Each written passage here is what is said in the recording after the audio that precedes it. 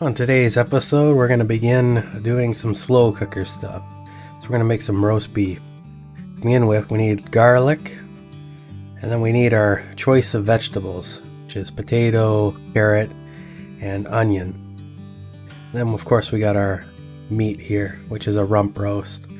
Onion soup mix, and these are liners for the crock pot so that nothing sticks to it. They really do produce the cleanup process at the end and are quite good. I'll leave links in the description. We're just going to start with peeling our carrots and our potatoes. Now, the good thing when you're making something with the slow cooker or the crock pot is that you can make it all in the morning before you go to work, and when you come home from work, it'll all be ready for consumption. And when you do the carrots and potatoes at the same time, it means that when you come home to eat your roast, you also got carrots and potatoes to eat with it. So you kind of have yourself a full meal that way, rather than having just the roast and then coming home and then, well, I guess you could make a salad. That's pretty easy, but depending on what you want with it, it's maybe you don't feel like cooking after working. As far as cuts of meats go, I've got the nice fancy rump roast here, but you can use any cut of meat you want. In fact, a lot of the really cheap cuts of meat work great in the slow cooker because it brings out the tenderness that there's no other way you can really get. You can only get that from cooking it for hours at a low temperature. Okay, looks like our peeling's just about done. Time to move on to the real meat of this process. So we're going to cut up our carrots. Now I like the carrots to be bite-sized, so I don't need to cut them with a knife, after coming home from a long day of work. So just kind of cut them into multiple sections, split them in half, and then chomp, chomp, chomp, and you're all set. It's pretty easy to do. Now the potatoes, I cut a little bit differently. I'm doing kind of like wedges, and I like doing it this way because it kind of holds everything together. They don't all fall apart into a big mess. And for the onions, just doing kind of a large dice. Well, really large dice. I guess it's more of a chop than a dice. Okay. Once we get all that sorted out, then it's time to do our garlic. We're just going to cut it into nice small pieces and toss it all into the pot. Perfect.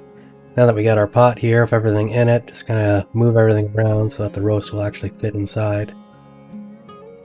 Try to get it down near the bottom, then pour our onion soup mix on. Okay, going to add some water now.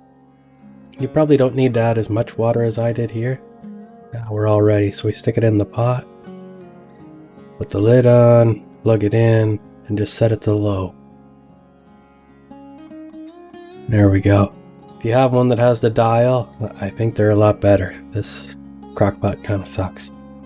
And here we are, about 9 hours later. Got the thermometer in there.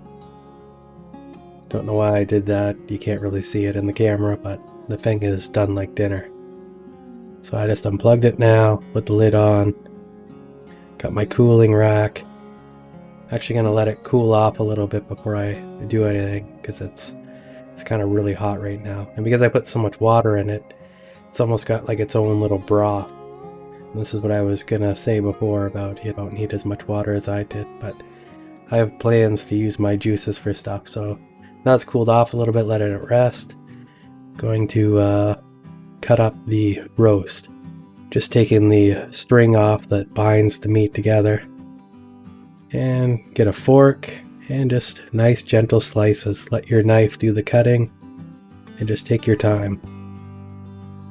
It's usually not too bad, depending on your cut of meat anyways. And this thing tasted phenomenal. And it's easier to hold it together if you do thicker slices, but there's kind of a point where you want to have the right level of thickness, and usually the last slice or two is the most tricky to actually cut, but there are ways around that. Perfect. There's our nice perfect roast. Now with all that extra juice I had, I'm just going to pour it into this vessel here.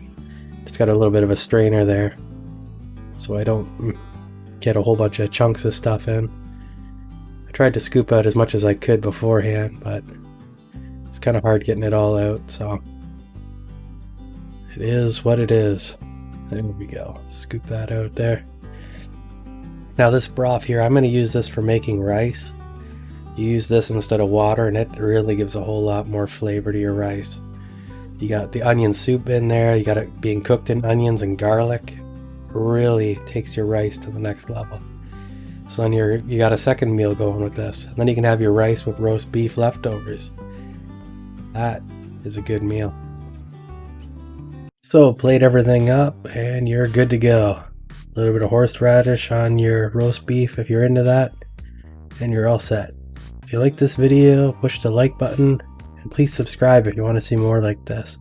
And let me know in the comments below how you make your roast beef. And until next time, stay awesome.